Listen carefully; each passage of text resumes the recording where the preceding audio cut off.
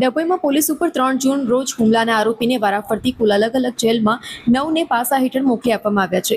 Police સૂત્રોમાંથી મળેલ માહિતી મુજબ ગત 3 જૂન 2024ના રોજ બપોરના સમયે ફરજ પરના પોલીસ કર્મીઓ ઉપર શારીરિક ઈજાઓ પહોંચાડી હતી, જેની સામે પોલીસે ગુનો દાખલ કર્યો હતો.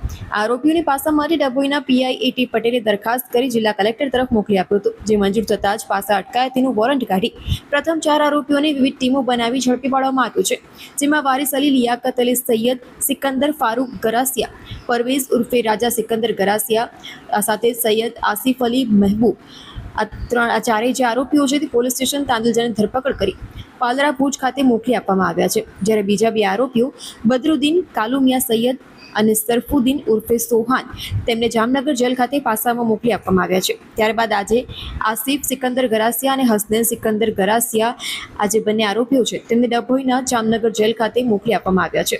પોલીસ હુમલામાં કુલ 9 આરોપીઓને પાસા હેઠળ મોકલી આપવામાં આવ્યા છે.